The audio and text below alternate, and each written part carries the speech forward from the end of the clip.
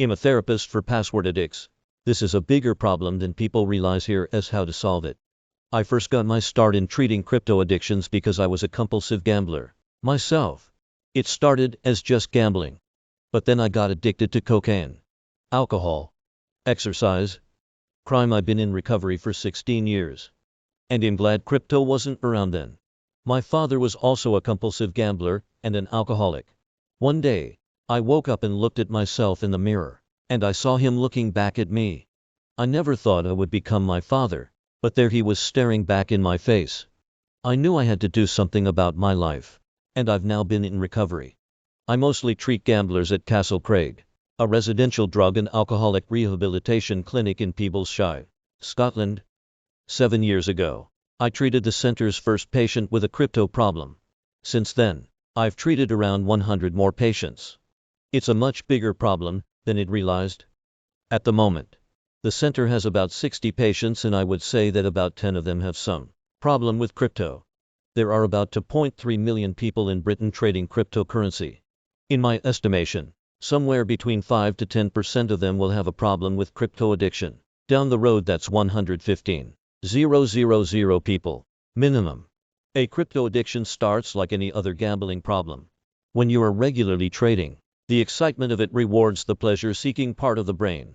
When the kind of trading you're doing is no longer exciting, you switch to something more risky. You start making trades you wouldn't normally take and putting more and more money on the line.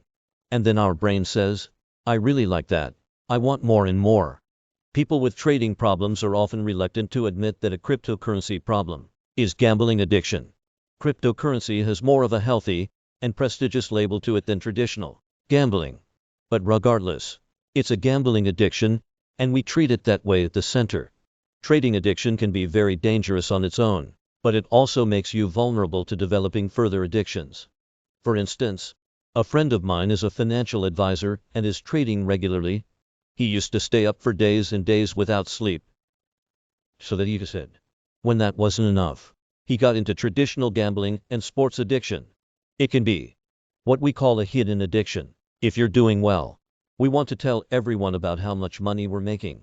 But if you aren't doing so well, you tell no one. That's when the shame and guilt starts to set in. When a person is secretive about their habits, it can be even harder to notice an addiction forming.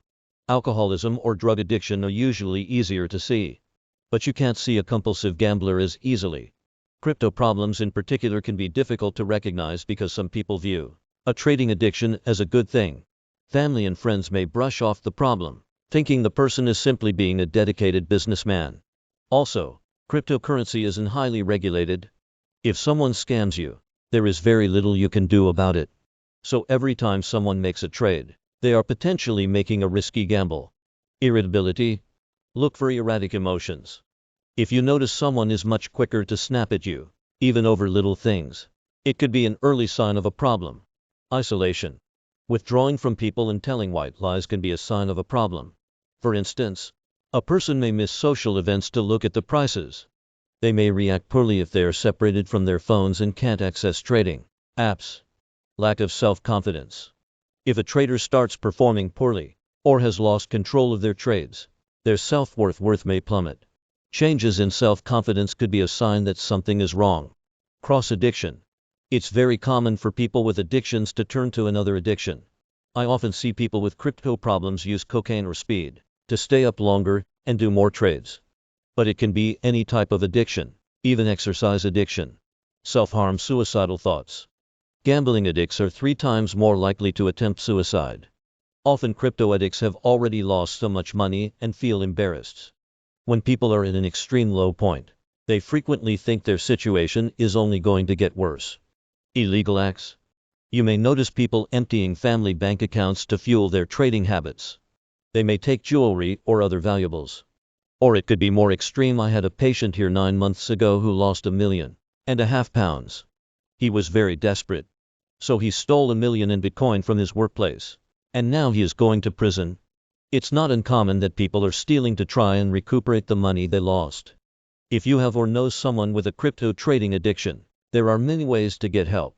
Remember that crypto addiction is a gambling addiction. There aren't many centers that specialize in crypto. But you don't need that. You can go into any rehabilitation facility. Try to find a facility that is experienced with gambling addiction if possible. You can also visit a therapist. Alternatively, you can join Georgia, a 12-step program. You can also phone up Castle Craig at any time. Even if you can't come here, we will put you in the right direction to get help. Take it from someone who understands. It's possible to get help. Whatever addiction you're battling, you're not alone.